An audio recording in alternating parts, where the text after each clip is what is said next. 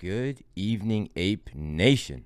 Guys, what's going on? It is Thursday, December 2nd, 2021, and it seems like we have been able to temporarily put a halt or pump the brakes on AMC's downward trajectory for the last couple days. It's been about a week now that we've been on a steady decline, and hopefully we're going to see a breakout and a turn to the upside very soon. I was able to pick up some shares this morning at just over $29 using Fidelity Active Trader Pro. I went right to the exchange, and I know there's been a lot of backlash recently for Fidelity, and I want to talk about that. I'm going to get into some other reasons of why possibly we have seen AMC take this recent dip. It is not just all about Lou.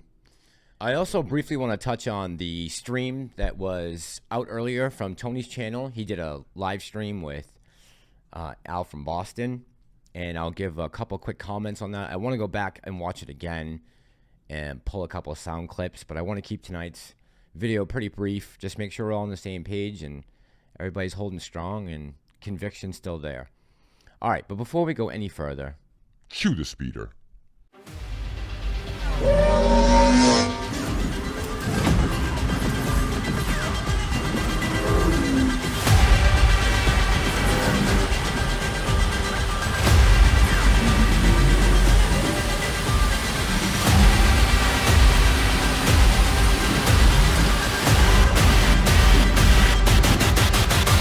This is the way.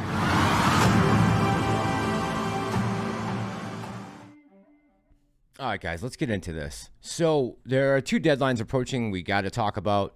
The first one is happening tomorrow night at midnight, or by midnight tomorrow night. If Congress has not agreed on extending the debt ceiling, we could have a partial government shutdown.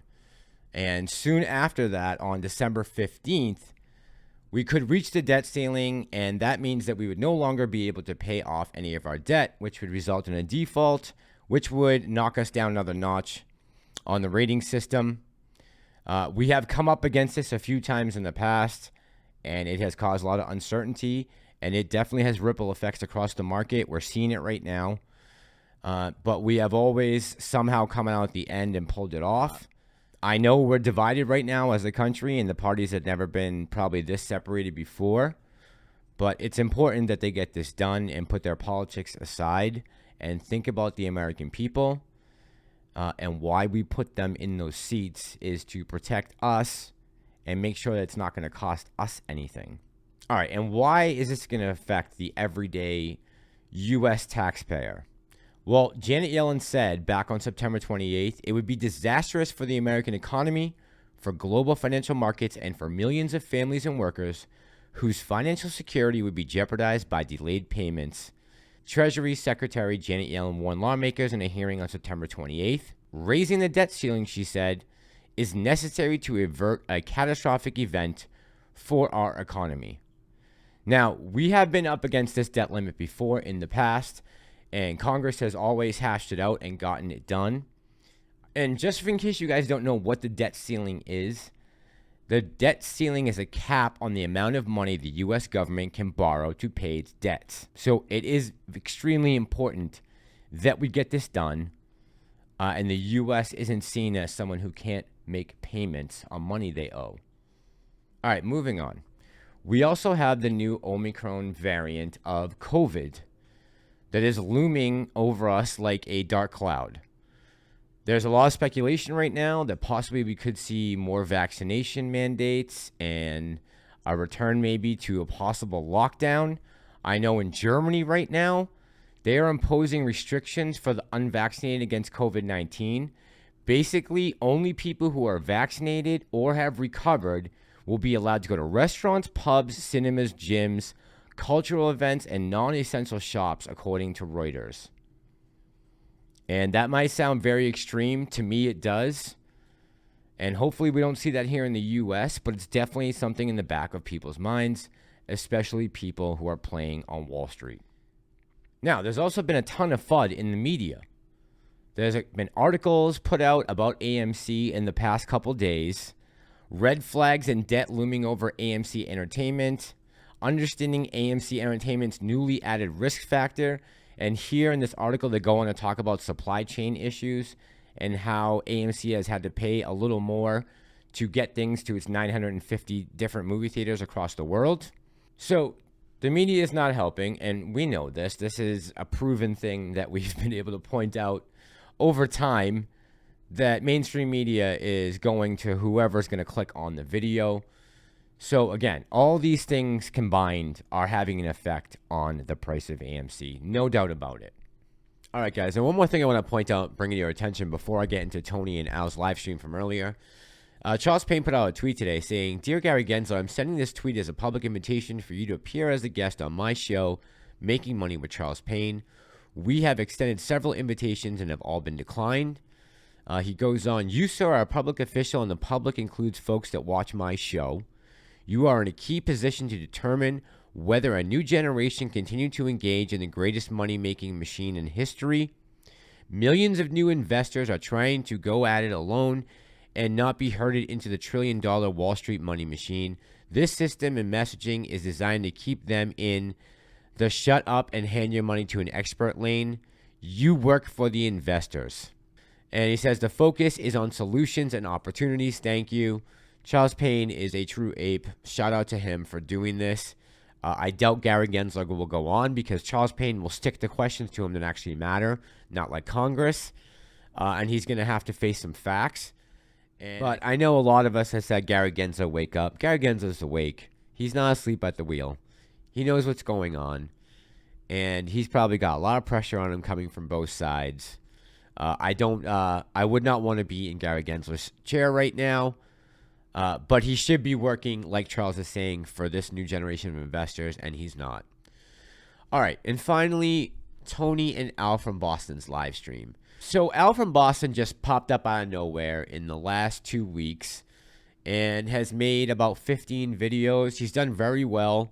First thought I had was, whenever someone brings to the table their first video saying AMC going to 1 million, that gets 60,000 views and 10,000 subscribers, hey, it's a good tactic to use to build your channel fast. Absolutely 100%. I wish I had the stones to make videos like that, but I just don't. I have a feeling that people waiting around for $1 million payday on AMC per share, that's going to leave a lot of bag holders, whoever is waiting for that price, if we're just being realistic at 100%. A couple things that crossed my mind. I don't know why you would schedule an interview when you know you are on a time crunch and here's all these people who are coming to listen to you. Why you wouldn't just say, hey, listen, I have something to do in a half an hour, so today is not good. That doesn't work for me. I'm glad that he gave Tony the half an hour that he did, but we didn't really learn much. I didn't really learn too much, at least from Al's side of it. He made his case for why he believes AMC is going to 1 million and why he ranted and raved about Fidelity and how they're terrible. He talked about the meeting that they had back in September with Citadel and some Chinese companies, and I'll talk about that in a sec. When Tony asked him a technical question, he said that would have to be given to Kyle. I don't know who Kyle is. Another thing that was interesting to me is he happens to have a Bloomberg terminal but not a camera. So you're possibly asking yourself, what is this meeting that Citadel had with Fidelity? All right, so this article is from Bloomberg. It's back from September 17th of this year. It says the 3-hour meeting of the Chinese-U.S. Financial Roundtable on Thursday included the head of the People's Bank of China and execs from Goldman Sachs, Citadel, and other Wall Street powerhouses. According to people familiar with the talks who asked not to be named, the meeting was private. They also agreed to a two-way dialogue and increased connectivity, while the importance of consistent rulemaking was also discussed, the people said.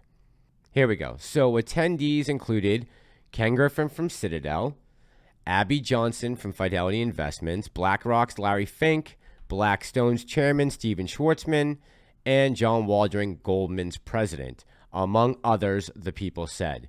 Media representatives at all the firms declined to comment. So this meeting has been known about for a long time. I haven't heard a lot of people talk about it, maybe not anyone at all. I don't know what was said at the meeting.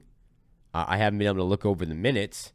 The fact that these two people met in the same room openly with all of these Chinese execs, where they're talking about billions of dollars in potential Wall Street profits, is interesting. But I'd like to know how did this come about? Who organized the meeting?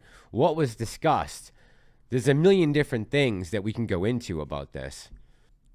I just don't know, guys, if this meeting in itself is enough for me to jump ship on Fidelity right now, since they are one of the only brokers out there that are allowing me to go and route my trades direct to the lit exchange. I don't think that this is something that would cause panic or should cause panic for anyone that has Fidelity right now.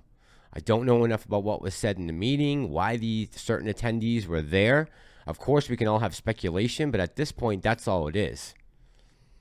I certainly don't want to go back to Robinhood or Webull and start using payment for order flow again. That I will not do. So as far as I'm concerned, right now, I'm sticking with Fidelity. Until we know more information about what's going on with the GME thing from the other day, and Fidelity has come out and commented on that. They posted a couple things on Twitter. Scott Ignow, the head of retail brokerage at Fidelity, gave an update on November 30th, saying that it was some type of snafu or possibly it was put in wrong to the system. I don't like either of those answers. But for now, I'm sticking with Fidelity, and I like directing my trades and have them routed right to the exchange and not going through Citadel, Virtu, Simplex, Susquehanna, any of them. But I will be back tomorrow. I'm going to pull some sound and possibly a couple clips from Tony's interview that I want to go over, and I'm going to talk about all of Al's videos up until now and what I've seen. I will be back to address those things tomorrow night. I hope you guys are all relaxed and we're all holding strong. I picked up more shares today. My conviction has not changed in this play. Nothing has changed for me in this play, except that we just came down a little bit in price. And right now we're holding $30. I'm not panicking. I hope you guys aren't either. I'm still here with you. I got your back. This is Ape Nation. I'm the Massalorian, and I'm out.